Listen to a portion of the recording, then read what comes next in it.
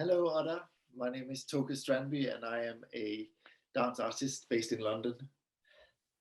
So, Toke, just to understand, whereabouts in London are you based? I am based in Hackney Central at the moment, but I'm actually on my way to move back to Denmark, where I'm originally from. Oh, right. Okay. And how long have you been in London for?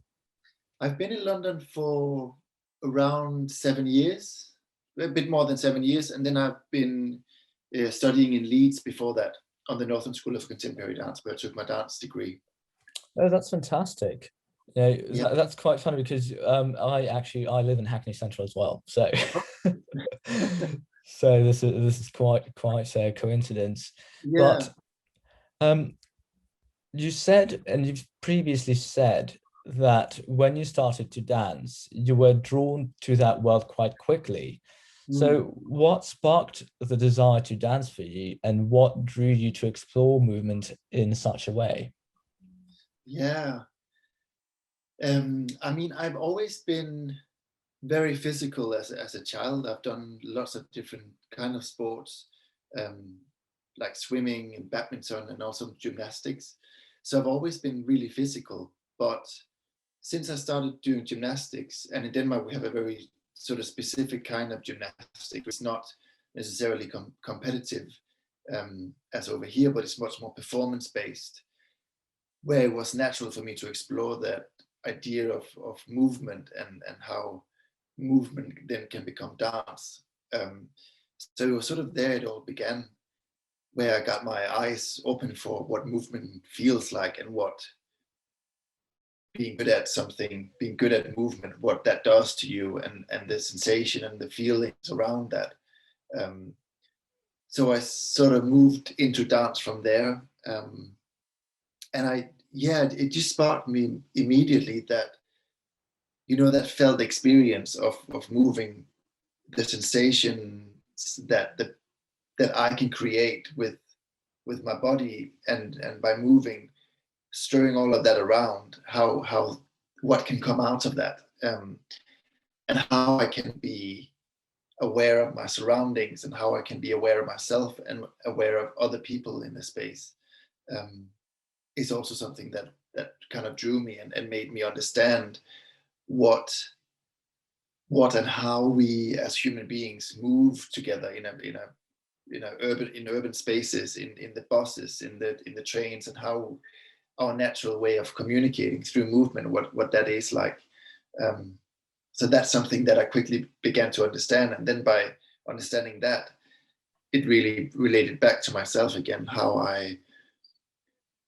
What is my role here in this world?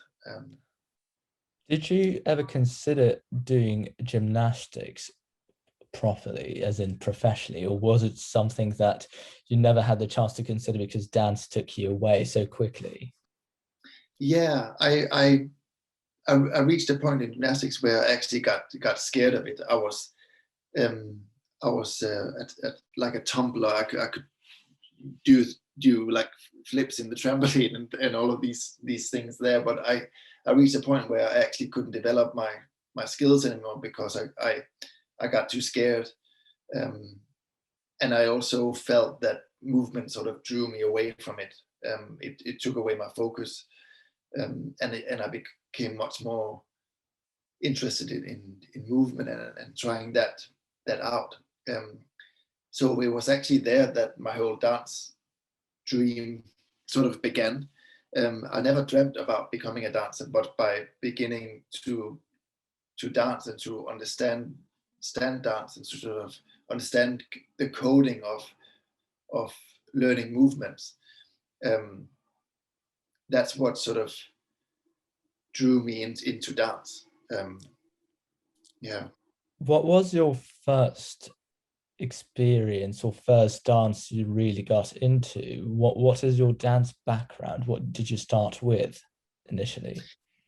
Yeah, so I started by doing a 6 month dance course, at a physical academy of physical training in Denmark. Um, and I remember my teacher at the time was quite skeptical, also because I'm born with one arm. I don't have my left arm from the elbow and down. and that was quite new for her to meet a dancer like me, or someone who wanted to become a dancer.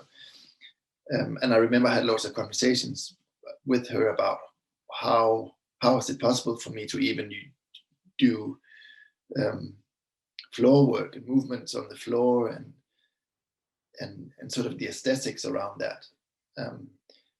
But as soon as I got started, it did not become an issue for any parts, and it just, like, I got sucked straight into it, and I just did not want to spend any other time on doing anything else than dancing. I just wanted to develop myself so much and so quickly that I spent all my time doing it. Would you say that your teacher was quite encouraging of you when you started initially? Yeah, she was. I think she was quite skeptical in the beginning because she didn't really.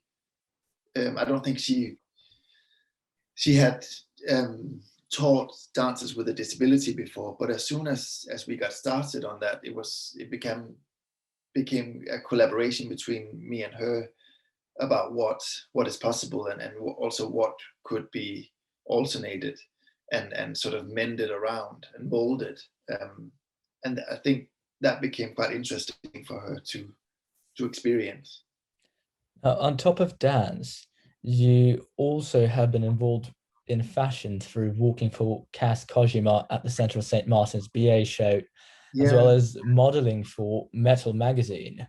Mhm. How did you become interested in fashion, and how did you in fact meet Kaz, and how did the Metal magazine shoot happen?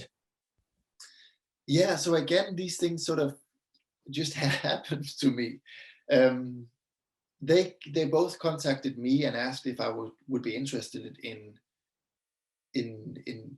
doing a shoot with Metal magazine, and also Kaz wanted me to be part of his project, as showing his fashion and his sort of result as the at the degree show at Central St. Martin's. So it's not something that I've actually chased myself, but I've always been quite interested in that as a path to explore through dance, as part of being in the dance world, what how the fashion world sort of relates to that, because it's, for me, it's not necessarily about the fashion. It's more walking the runways, or projecting my knowledge of performance arts into what it means to walk a runway. And I sort of experienced that it's two very different things. And I realized that when I was walking for Kazuya, that because I'm wearing his art, or his fashion, or his the clothing that he made, makes me, I need to be aware of that. So that is what is the present thing. That is what comes across, and what people are looking at. People do not look of me as a sort of a person, or as an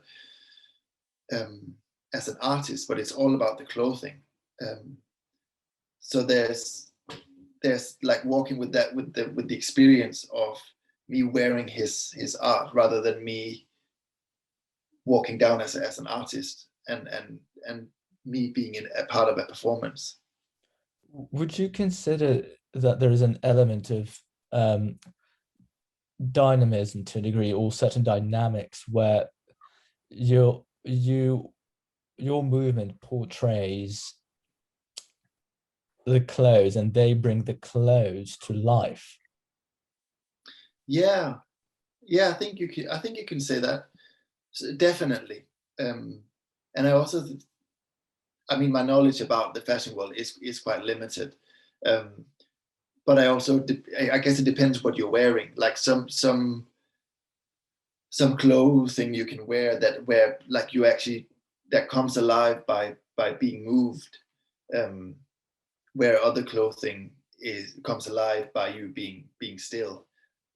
So I also think it depends what kind of what you're wearing and also like the overall thought behind the theme of the clothing is. And I think that's where my knowledge as an artist can come quite handy, to bring that into life, and how we can, maybe as a collaboration, how I can contribute to bring that piece of clothing into life as part of a runway show. Have you considered ever actually getting into movement direction? I have. I choreographically and personally, it's not something that I resonate with. But my job right now is that I'm actually the rehearsal director for Candoco Dance Company, as a maternity cover. So I do direct and facilitate on a daily basis the work that we already have created in the company, and keeping that alive in sort of under the regulations and under the choreographic appliances that we have from the choreographers that created it. So that's quite a challenging job and very interesting job as well, very rewarding, which is something that I'm really honored to be doing. Well, now you mentioned teaching. Prior to actually graduating, and you touched upon this earlier on, that prior to graduating from the Northern School of Contemporary Dance in Leeds, you completed exams in psychology and teaching methods in Denmark. And how do you find that this teaching prepared you for a career as a professional dancer, especially now that you are, acting as a maternity cover at Candoco? Candoco. I believe that so when I started at the teacher education, I sort of already knew that I did not want to become a teacher in the traditional sense, like with teaching math and grammar and science and these subjects. I wanted to be like maybe a sports teacher or movement teacher. So the sort of the university is like built up around how you teach in schools, in primary schools and in secondary schools. But I do think that having the subjects of especially teaching methods really made me aware of how you teach inclusively, and how you teach. I think at the time, maybe it's still a big thing in the schools, like the idea of cooperative learning, how we can learn together, and how we can differentiate the learning so it meets the individual's needs. And I think that's what I try to do in my teaching, like really meeting where everyone is at, and whoever's in the space at the given time. I want to bring them into it, regardless of experiences and in regardless of being professional, not professionals, and regardless of age. But if they have a desire to be present in the space, then I need to invite them in, which is something that I find extremely challenging and extremely interesting, and rewarding at the same time, because I think there is always something that you can get out of that. You can always learn from each other, no matter what level you're at. Would you say that is the most challenging aspect, or what other challenging aspects have you seen when you've taught? What have been the most interesting part about it for you? I mean, in Candoco in particularly, all of our workshops and all of our teaching works as inclusive teaching, or inclusive workshop, which means that we work with a lot of artists or people that have a disability and that does not have a disability, different age groups, being professional, non-professional. So there's always a great sense of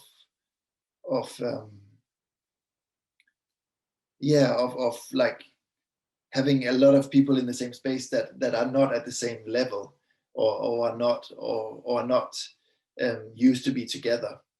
with, or having different bodies, that by doing that and being used to that is something that is, it really opened up my mind in so many ways that it made me question what like, that I always bring the essentials, that I'm always questioning what is it I want you to learn, like what is it from what I'm contributing here or come with as a teacher by having a structure of a class or a structure of a workshop, but what is it that I can give you? What journey can I bring you on, so you come out on the other side with by having learned something new, and being together with other people. I think I guess that's my goal every day whenever I teach or direct, that I want to bring people on a journey. I want to bring people from one place to another place, and Talking then about being around that, being together about that. talking about journeys, you've also shot recently the project Toke, which is an intimate self-exploration of themes such as identity, contemporary alienation, and acceptance, while celebrating beautiful resilience.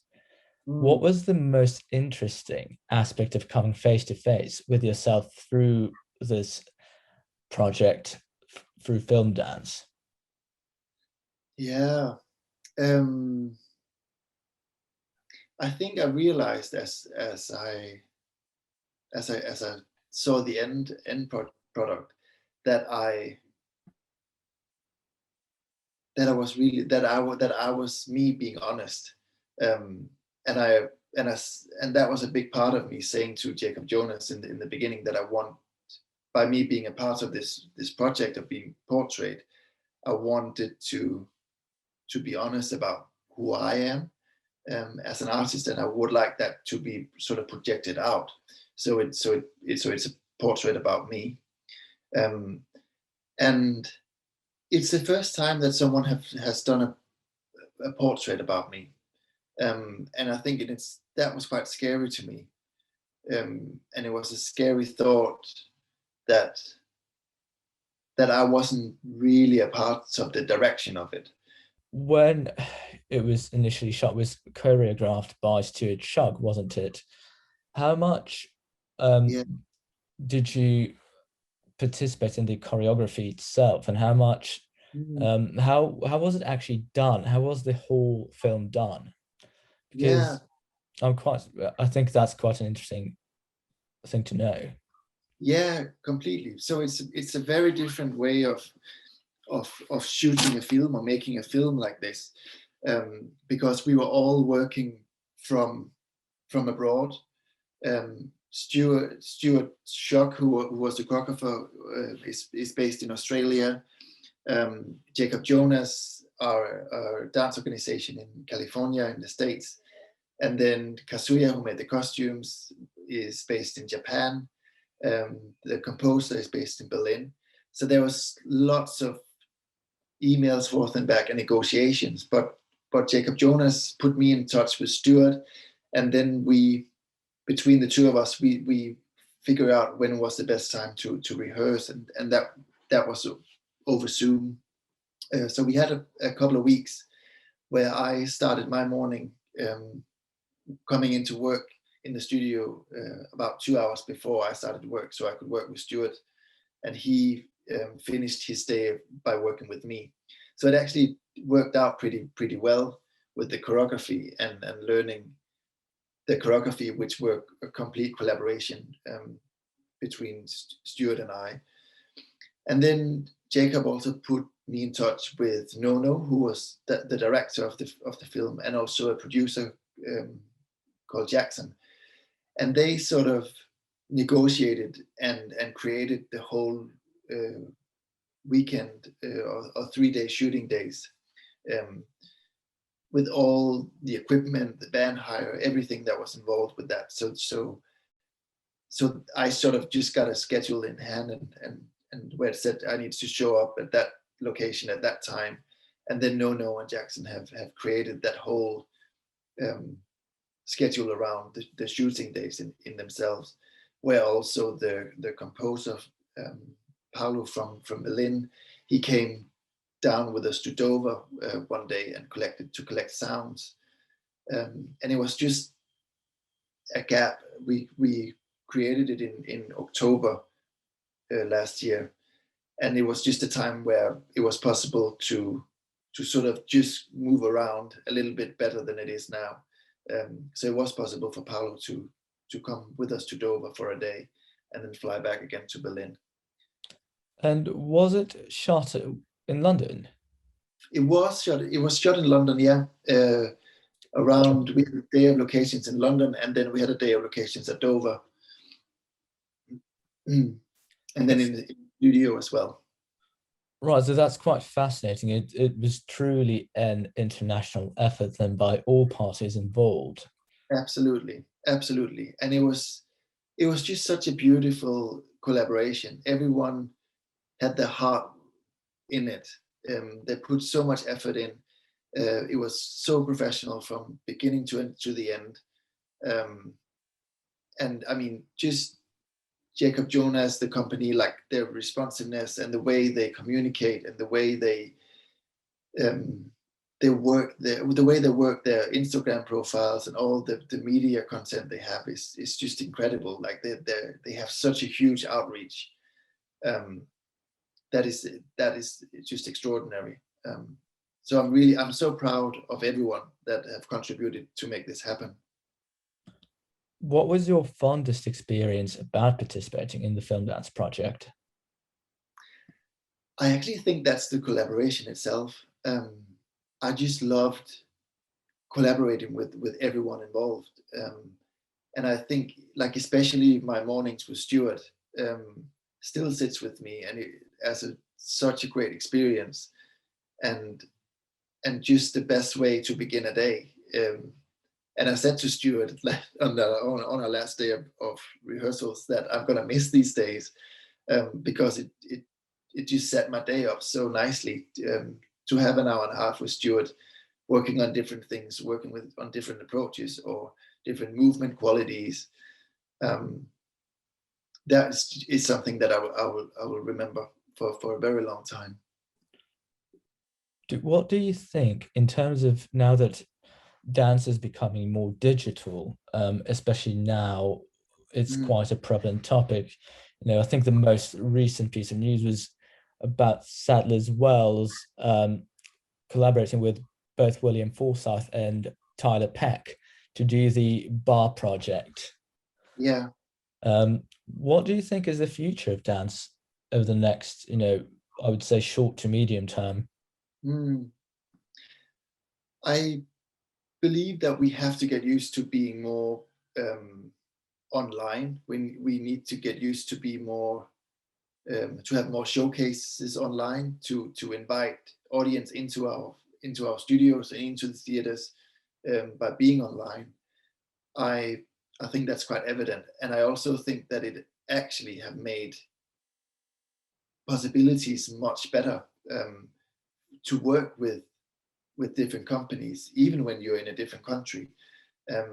There's the opportunities for that, and to teach online, to teach companies online, or to create work online by being in two different spaces.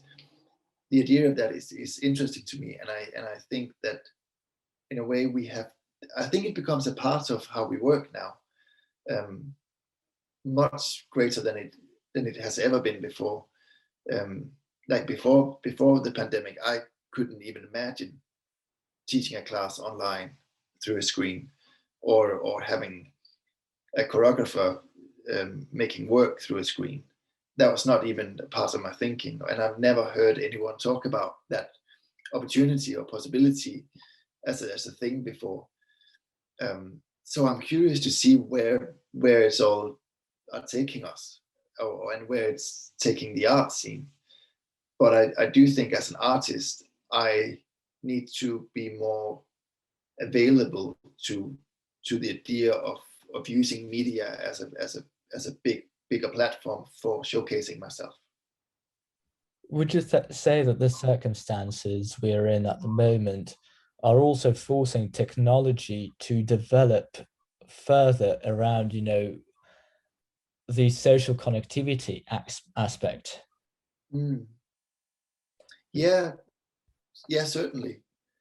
I don't really have an answer to how we can develop, but I definitely think that by having a big demand, the software and the media will, the people who work on it uh, will develop it so it meets the demands that it is being created from it. And we can already see that using Zoom, how that has been developed since last year, since we began using it as a regular thing. But with all the digital though, would you still you would prefer the physical, being in a physical space and being in studio and going through, going into the dressing room, putting on your dancing gear and just getting into the studio, warming up and Absolutely, absolutely. There's like nothing. Yeah, that experience of dance is. I think that has to be there in one way or another, and live audience also has to be part of it in one way or another. Um, Otherwise, I think there's. I don't. Yeah. Otherwise, I sort of also questioning the point um, of being an artist, because being an artist is for me about how I communicate through movement and through dance with an audience that is present, and I can feel that audience, and by feeling that audience, that informs my moving on that particular night or that particular day or that in that particular performance. yes, ultimately it is about the dynamic Mm, between the performer and the audience, right? yeah. Yeah, exactly. Exactly. Yeah, I think for me personally, I rely on the audience a lot. Um, as soon as I go on stage, I can feel the audience expectations or the audience interest or excitement about what is about to happen, and I can use that space that creates to lean back into and to support me, to carry me through the performance, so I can give the audience what they are wanting from me. Okay, it's been an absolute pleasure. Thank you so much for joining me Thank tonight. you. Thank you, Philip.